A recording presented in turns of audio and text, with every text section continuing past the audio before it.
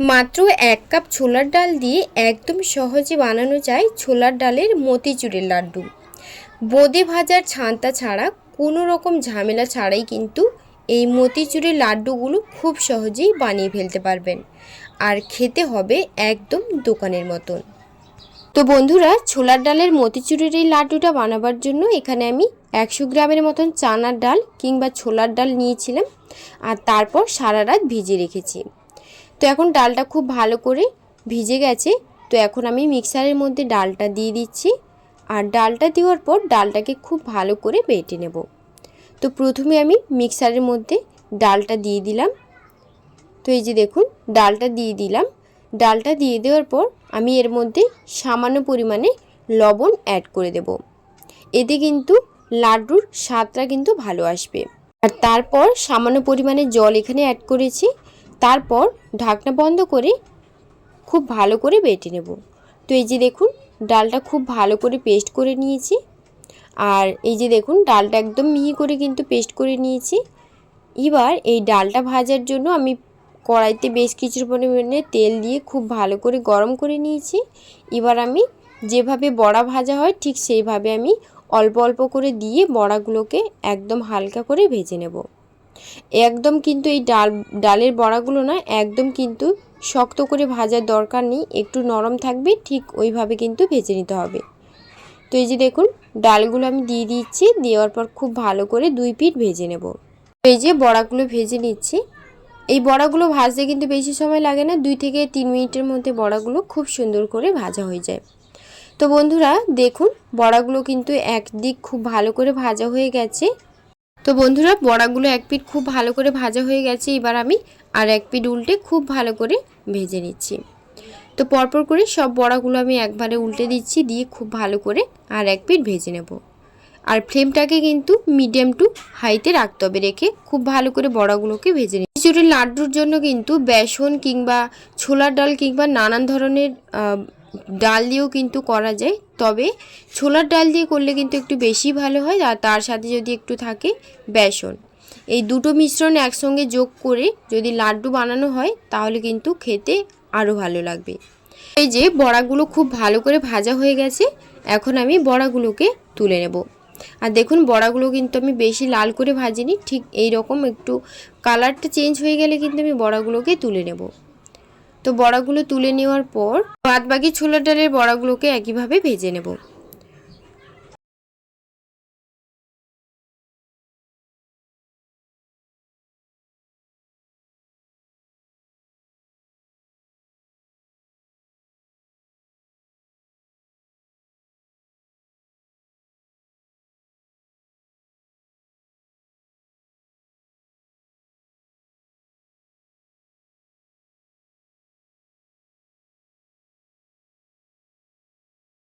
তো বন্ধুরা, ছোলার ডালের বড়াগুলো তো সবগুলো ভাজা হয়ে গেল।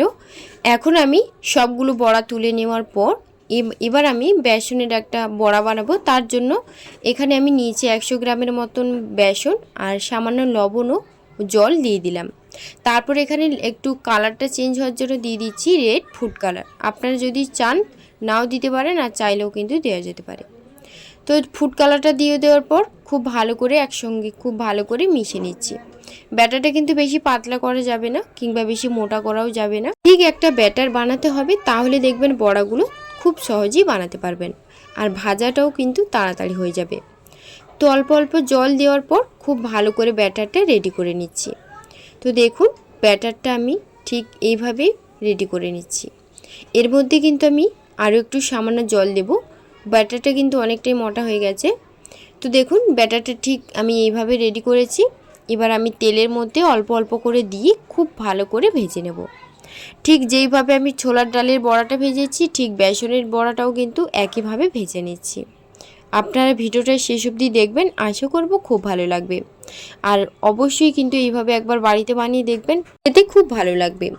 তো দেখুন, এই যে বন্ধুরা, আমার কিন্তু বেসনের বড়াগুলো একদিক খুব ভালো করে ভাজা হয়ে গেছে। উল্টে পাল্টে আবারও এক পিঠ খুব ভালো করে ভেজে নিচ্ছে। আর ভেজে নেওয়ার পর বড়াগুলো যখন একটু কালার চেঞ্জ হয়ে আসবে, তখনই কিন্তু আমি এই বড়াগুলোকে এক এক করে তুলে নেব। তো বন্ধুরা, এই যে বড়াগুলো সব কিন্তু আবার ভাজা হয়ে গেছে। তো এই যে দেখুন, বড়াগুলো একদম ভালো করে ভেজে নিয়েছি। এবার আমি পরপর করে তুলে নিয়ে আর বাদ বাকি যে ব্যাটারটা ছিল সেগুলো অল্প অল্প করে বড়াগুলোকে ভেজে আমি তুলে নেব। তো সব বড়াগুলো আমার একেবারে রেডি হয়ে গেছে। এবার আমি তুলে নিচ্ছি কড়াই থেকে।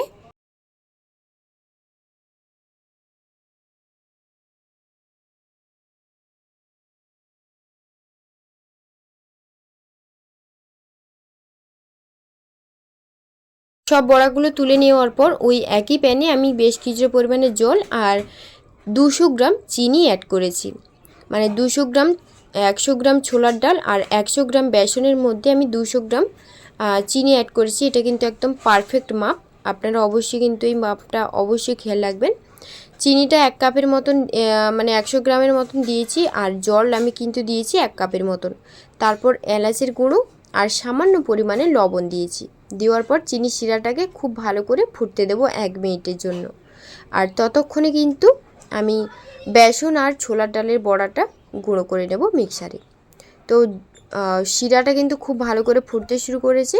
আর এখন আমি এই ডালগুলোকে বেটে নেব। তো তার জন্য আমি এখানে নিয়ে নিচ্ছি একটা মিক্সার। তো এই যে দেখুন, মিক্সারটা নিয়ে নিলাম। তারপর আমি এর মধ্যে প্রথমে ছোলার ডালের বড়াগুলোকে খুব ভালো করে মিহি একটা পেস্ট বানিয়ে নেব। আবার বেশি মিহি করাও কিন্তু যাবে না, তাহলে কিন্তু লাড্ডুগুলো খেতে ভালো লাগবে না। একটু দানা দানা থাকবে, ঠিক সেইভাবে বেটে নেব। তো বাটা হয়ে গেলে আমি একটা পাত্রের মধ্যে রেখে দিই বেসনের যেই বড়াগুলো ছিল ওগুলোকেও আমি খুব ভালো করে গুঁড়ো করে নেব। তো এই যে দেখুন, সবগুলো কিন্তু আমার মানে ছোলার ডাল আর বেসন দুটোই কিন্তু গুঁড়ো করা হয়ে গেছে। এই যে দেখুন, দেখতে কিন্তু ভীষণ সুন্দর লেগেছে। তো এগুলো এবার আমি চিনি শিরার মধ্যে দিয়ে দেব। তো তার জন্য চিনি শিরাটা কিন্তু খুব ভালো করে মানে একটু আঠালো ভাব হয়েছে কিনা দেখে নেব। এই যে দেখুন, হাত দিয়ে একটু চেক করে নিচ্ছি যাতে আঠালো ভাবটা হয়েছে কিনা। এইখানেই কিন্তু অনেকে ভুল করেন।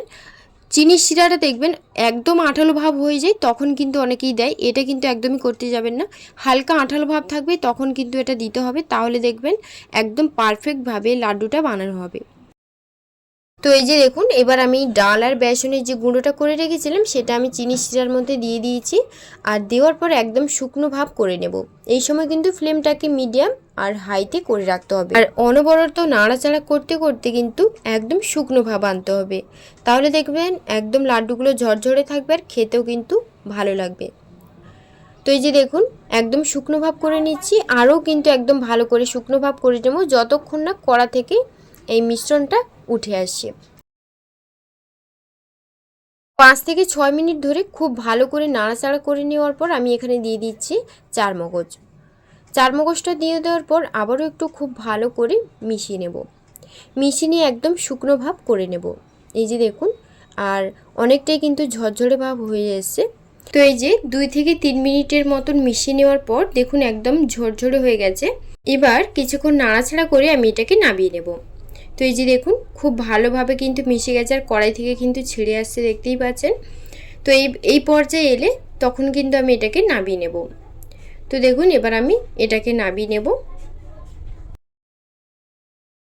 নামিয়ে নেওয়ার আগে আমি ওপর দিয়ে একটু ঘি ছড়িয়ে দিচ্ছি 1 চামচের মতন। এতে করে কিন্তু লাড্ডুর টেস্টটা সুন্দর আসে আর খেতেও কিন্তু ভালো লাগে। তো ঘিটা দিয়ে দেওয়ার পর একটু নাড়াচাড়া করে নিচ্ছি 1 মিনিটের মতন। তারপর কিন্তু এই মিশ্রণটা আমি একটা প্লেটের মধ্যে নামিয়ে নেব। তো দেখুন 1 মিনিটের মতন খুব ভালো করে মিশিয়ে নিচ্ছি। তো এই যে মিশ্রণটা কিন্তু আমার একদম রেডি। এবার আমি একটা প্লেটের মধ্যে তুলে নেব। তো এই যে দেখুন, একটা প্লেটের মধ্যে তুলে নিয়েছি আর তারপর একটু ঠান্ডা হওয়ার জন্য রেখে দেব। আর এদিকে হাতে একটু ঘি মাখিয়ে নিয়েছি, এতে করে কিন্তু শেপ দিতে সুবিধা হবে।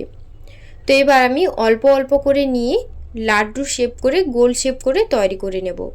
গরম অবস্থায় লাড্ডুগুলো কিন্তু একটু মানে দানা দানা থাকবে না, তবে ঠান্ডা হলে কিন্তু লাড্ডুগুলো খুব সুন্দর দানা দানা ভাব থাকবে আর একদম শক্ত ভাব হয়ে যাবে আর খেতেও কিন্তু তখন খুব ভালো লাগবে। তো এই যে দেখুন, লাড্ডুগুলো কিন্তু আমার একটা রেডি হয়ে গেছে। এবার আমি এই বাদবাকি সব লাড্ডুগুলো এক এক করে তৈরি করে নেব। অবশ্যই কিন্তু 2-3টে লাড্ডু তৈরি করার পর হাতে অবশ্যই কিন্তু ঘি মাখিয়ে নেবেন, তাহলে কিন্তু ঘিয়ের ফ্লেভারটা থাকবে, তখন কিন্তু খেতেও ভালো লাগবে। স্মেলটা থাকার জন্য। তো এই যে দেখুন পরপর করে সব লাড্ডুগুলো আমি একেবারে রেডি করে নিচ্ছি। হাত দিয়ে কিন্তু খুব ভালো করে শেপটা করে নেব, একটু চেপে চেপে, তাহলে কিন্তু শেপটা ভালো আসবে। তো দেখুন বন্ধুরা, লাড্ডুগুলো কিন্তু আমার একদম রেডি হয়ে গেছে, সবগুলো একেবারে রেডি করে নিয়েছিলাম। এবার এই লাড্ডুগুলো কিন্তু দেখতে কতটা সুন্দর লেগেছে অবশ্যই কিন্তু আমাকে কমেন্টে জানাবেন, আর খেতেও কিন্তু ভীষণ সুন্দর হয়েছিল।